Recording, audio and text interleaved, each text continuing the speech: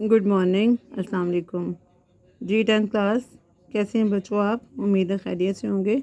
जी बेटा, आज हम जो है वो आपका चैप्टर मुझे मेरे दोस्तों से बचाओ, हम इसकी रीडिंग करेंगे। अपनी पेंसिल जो है वो अपने हाथ में रखें। उससे पहले मैं आपको ये मुसन्निफ़ सजाद हैदर यल्दरम इसके हालात ज़िंदगी पढ़ कर बताऊँगी, और साथ ही है जो आपने मतलब इसके मैं 5 क्वेश्चन आपको दिखाऊँगी, वो आपने जो है वो क्वेश्चन के आंसर्स अपनी कॉपीज़ में लिखने हैं। जी, सजाद हैदर यल्दरम 1880 इसकी तारीख़ पैदाइश है और 1943 इनकी तारीख़ वफ़ात है। सजाद हैदर यल्दरम के जद अमजद यानी कि उनके आबा अजदाद वस्त एशिया से हिंदुस्तान आए। 1857 की जंग आज़ादी में हिस्सा लेने की पादाश में यानी कि जुर्म में इनसे जागीरें जायदादें छीन गईं तो वो मुलाजमत की तरफ आ गए। यल्दरम यूपी के एक कस्बे नहटोर ज़िला बजनौर में पैदा हुए।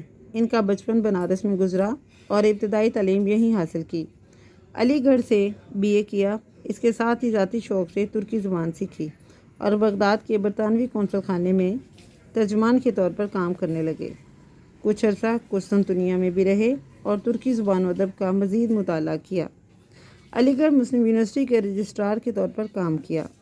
फिर जज़ायर अंडमान में रेवेन्यू कमिश्नर रहे।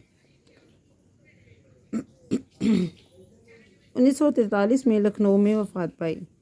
सजाद हैदर यल्दरम साहब तर्ज अदीब, मुतरज्जिम और शायर थे। अफसाना नवीसी और तुर्की ज़ुबान से उर्दू में तराजिम इनकी शोहरत का सबब बने। इनके अफसानों के बेशतर ख़यालात तो मौज़ूआत तुर्की अदब से माखूज़ हैं। ख़यालिस्तान इनके अफसानों का मजमूआ है। इनमें रूमानियत का रंग गालिब है और ये इंशाए लतीफ़ का उम्दा नमूना है। इनकी इंशा पर्दाजी में हिस्से मज़ाक भी शामिल हैं। हिस्से मज़ाक यानी कि हंसी मजाक। जी, ये बेटा आपने इसकी अच्छी तरीके से रीडिंग करनी है। आप ये देखें, यहाँ मैंने इसके जो है वो 5 सवालात बनाए हैं, उनको गौर से देखें और फिर आपने अपनी कॉपी पे सवालात भी लिखने और इनके जवाबात भी लिखने हैं। पहला सवाल है, सजाद हैदर यल्दरम कब और कहाँ पैदा हुए? सवाल नंबर 2 है, सजाद हैदर यल्दरम ने कौन सी ज़ुबान सीखी और कहाँ काम किया?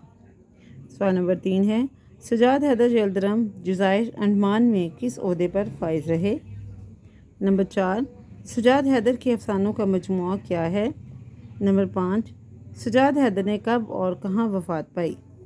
जी बेटा, ये आपके क्वेश्चंस हैं, ये आपने इनके आंसर अपनी कॉपीज़ पे लिखने हैं और इनको याद भी करना है।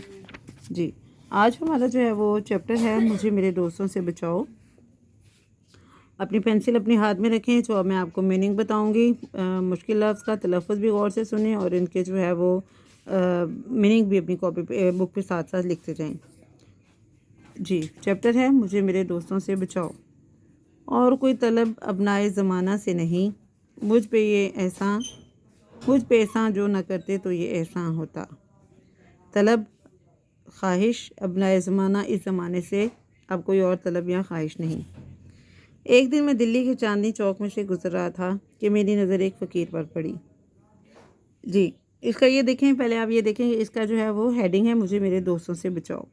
यहाँ जो है मुसन्निफ़ सजाद हैदर यल्दरम अपने दोस्तों के बारे में बताते हैं कि उनके बहुत सारे दोस्त हैं और इतने दोस्त हैं कि ना उनको कोई काम करने देते हैं और ना ही जो है वो उनकी किसी काम में कोई मदद करते हैं, इसलिए वो अपने दोस्तों से बहुत तंग है। एक दिन मैं दिल्ली के चांदनी चौक से गुजर रहा था कि मेरी नज़र एक फ़कीर पर पड़ी जो बड़े मौसर तरीके से अपनी हालत ज़ार यानी कि अपनी हालत लोगों से बयान करता जा रहा था। वो 2-3 मिनट के वक्फे के बाद ये दर्द भरी स्पीच उठी, यानी कि उसके मुँह से जो अल्फाज है तकरीर उठी, अल्फाज और इसी पैराए में दोहराई जाती थी। ये तर्ज कुछ मुझे ऐसा ख़ास मालूम हुआ, यानी कि तरीका, कि मैं इस शख्स को देखने और इसके अल्फाज सुनने के लिए ठहर गया। इस फ़कीर का कद लंबा, जिस्म मोटा ताज़ा था और चेहरा एक हद तक खूबसूरत होता, मगर बदमाशी और बेहयाई ने सूरत मसख कर दी थी, यानी कि ख़राब कर दी थी। ये तो इसकी शक्ल थी। रही इसकी सदा यानी कि आवाज़, तो मैं ऐसा कुसील कल्ब नहीं हूँ कि मैं इस सिर्फ मुख्तसर सख्त खुलासा लिख दूँ, यानी कि इतना जो है वो सख्त दिल नहीं हूँ। वो इस काबिल है कि लफ्ज़ ब लफ्ज़ उसकी दास्तान लिखी जाए। चुनाचे वो स्पीच या सुधा जो कुछ कहिए ये थी, यानी कि जो कुछ वो आवाज़ जब पुकार रहा था वो ये था, ए मुसलमान भाइयों, ए भाई मुसलमानों, خدا کے لیے مجھ بدنصیب کا حال سنو، میں آفت کا مارا 7 بچوں کا باپ ہوں، اب روٹیوں کو محتاج ہوں اور اپنی مصیبت ایک ایک سے کہتا ہوں۔ میں بھیک نہیں مانگتا، میں یہ چاہتا ہوں کہ اپنے وطن کو چلا جاؤں، مگر کوئی خدا کا بندہ یا خدا کا پیارا مجھے میرے گھر نہیں پہنچاتا۔ بھائی مسلمانوں، میں غریب الوطن ہوں۔ غریب الوطن کا مطلب ہوتا ہے اجنبی ہوں، میرا کوئی دوست نہیں، ہائے میرا کوئی دوست نہیں۔ اے خدا کے بندو میری سنو، میں غریب الوطن ہوں۔ فقیر تو یہ کہتا ہوا اور جن پر اس قصے کا اثر ہوا ان کی خراج لیتا ہوا آگے بڑھ گیا، لیکن میرے دل میں چند خیالات پیدا ہوئے اور میں نے اپنی حالت کا مقابلہ اس سے کیا، اور مجھے خود تعجب ہوا کہ اکثر امور میں یعنی کہ بہت سارے کاموں میں نے اس کو اپنے سے اچھا پایا۔ یہ صحیح ہے کہ میں کام کرتا ہوں اور وہ مفت خوری سے دن گزارتا ہے، نیز یہ کہ میں نے تعلیم پائی ہے وہ جاہل ہے، میں اچھے لباس میں رہتا ہوں اور وہ پھٹے پرانے کپڑے پہنتا ہے،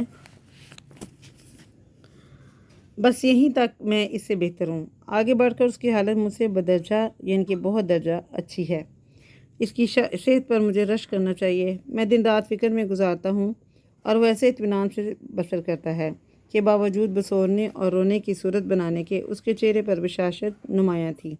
بڑی دیر تک غور کرتا رہا کہ اس کی یہ قابل رشک حالت کس وجہ سے ہے، اور آخرکار میں بظاہر اس عجیب نتیجے پر پہنچا کہ جسے وہ مصیبت خیال کرتا ہے وہی اس کے حق میں نعمت ہے۔ وہ حسرت سے کہتا ہے کہ میرا کوئی دوست نہیں، میں حسرت سے کہتا ہوں کہ میرے اتنے دوست ہیں، اس کا کوئی دوست نہیں۔ اگر یہ سچ ہے تو اسے مبارکباد دینی چاہیے۔ میں اپنے دل میں یہ باتیں کرتا ہوا مکان پر آیا۔ کیسا خوش قسمت آدمی ہے، کہتا ہے میرا کوئی دوست نہیں۔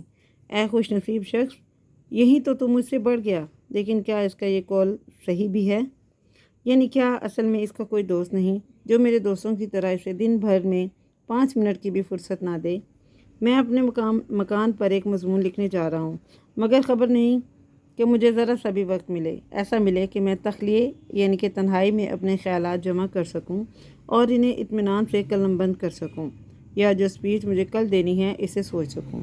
کیا یہ فقیر دن دہاڑے اپنا روپیہ لے جا سکتا ہے اور اس کا کوئی دوست اسے راستے میں نہ ملے اور یہ نہ کہے گا بھائی جان دیکھو پرانی دوستی کا واسطہ دیتا ہوں، مجھے اس کی ضرورت ہے، تھوڑا سا روپیہ دے دو؟ ٹھیک ہے جی، یہاں تک بیٹا یہ آپ کی ریڈنگ ہے، آپ نے اس کو اچھے طریقے سے ریڈ کرنا ہے، اور اس کے جو ہے وہ مشکل الفاظ جو آپ کو لگیں تو وہ آپ نے اپنی کاپیز پہ لکھنے ہیں، اور سوالات کے جوابات آپ نے اپنی کاپیز پہ لکھنے ہیں۔ God bless you all.